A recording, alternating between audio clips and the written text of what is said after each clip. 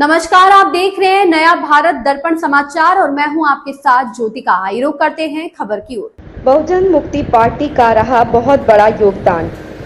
राममूर्ति चौरसिया। सुल्तानपुर विधानसभा 190 Lambhua engineer Ramamurthy Chaurasia ने कहा, India गठबंधन के प्रत्याशी रामभुआल निषाद को जनता जनार्दन का आशीर्वाद मिला ही और हमारे साथ बहुजन मुक्ति पार्टी का भी बहुत बड़ा योगदान रहा, जो 8 बार की सांसद रही मेनका संजय गांधी को हराकर समाजवादी पार्टी से सांसद बने। रामभुआल निषाद की इस जीत में विधानसभा वार क्षेत्रीय नेताओं का भी बहुत बड़ा योगदान रहा।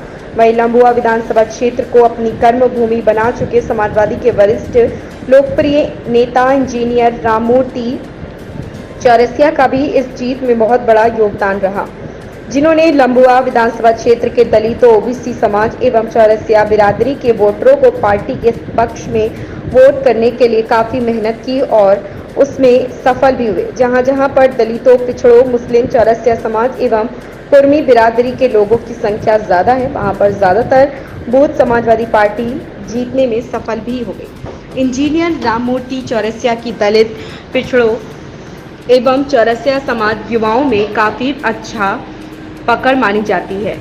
अपने इसी पकड़ के चलते लंबुआ विधानसभा में काफी लोकप्रिय भी हैं। अपनी इसी लोकप्रियता से पार्टी के प्रत्याशी रामभुआल निषाद को चुनाव जिताने में सफल भी रहे।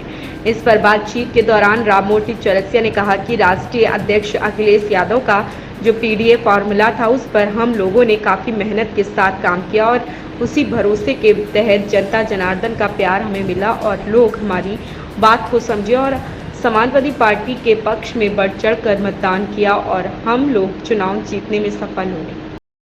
लोकसभा में किया है वैसे विधानसभा में भी करें, जिससे कि 5 सीट सुल्तानपुर की राष्ट्रीय अध्यक्ष की झोली में जाए और ये संदेशा जाए कि पीडीए की ही सरकार अब चलेगी, पीडीए ही सरकार बनाएगी और इसका पूरे देश में संदेशा जाएगा।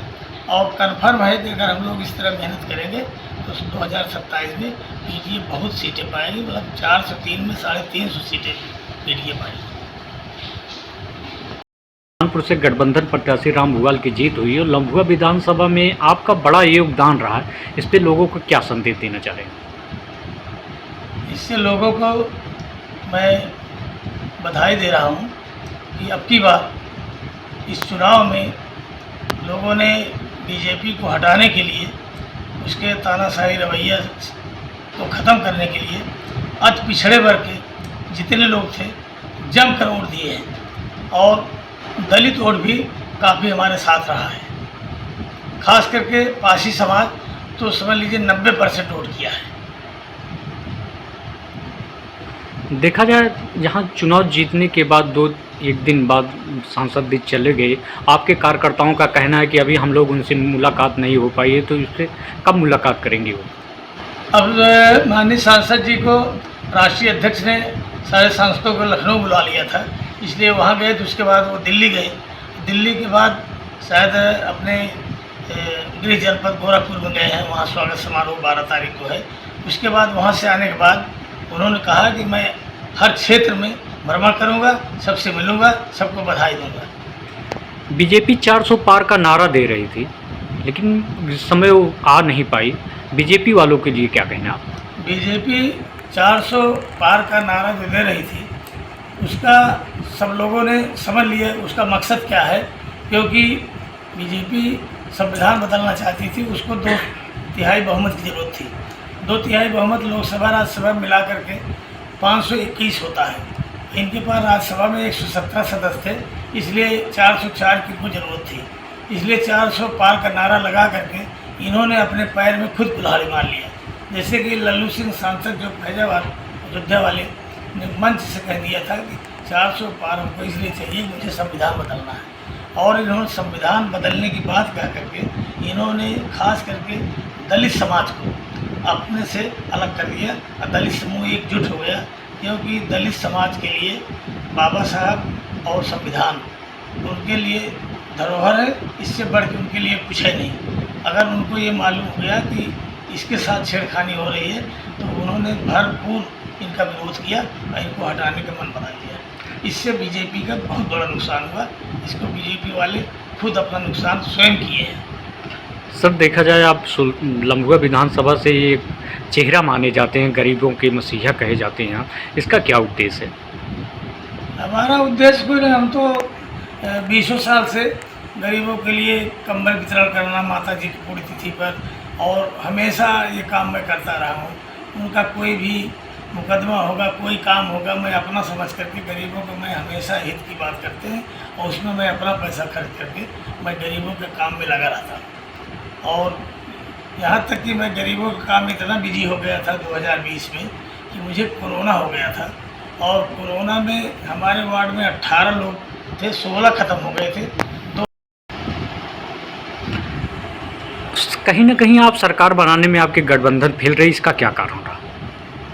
इसका कारण ये है, मेन करके जो उम्मीद हम लोगों ने किया था बिहार में और कर्नाटक में और दिल्ली में, वो अपेक्षित सीटें नहीं मिली। और मध्य प्रदेश में अभी हाल में चुनाव कर्नाटक में हुआ था, तो हम लोगों ने सोचा था कांग्रेस को वहाँ पर सीटें आएंगी, मध्य प्रदेश में था वहाँ आएंगी, बिहार में हम लोगों ने सोचा था तेजस्वी यादव की सीटें उसी तरह आएंगी जैसे यहाँ राष्ट्रीय अध्यक्ष अखिलेश यादव रहा है, लेकिन वहाँ भी वो बातें नहीं हो पाई। दिल्ली में एक भी सीट नहीं मिली, तो ये हम लोगों को 25-30 सीट, मतलब जो एकदम कन्फर्म था मिलेगी, ये सीटें हम लोगों को नहीं मिली, जिससे हम लोगों को सरकार बनाने में दिक्कत हो गई। आप राष्ट्रीय अध्यक्ष जी से मुलाकात के चुनाव जीतने के बाद राष्ट्रीय अध्यक्ष जी ने आपको क्या कहा?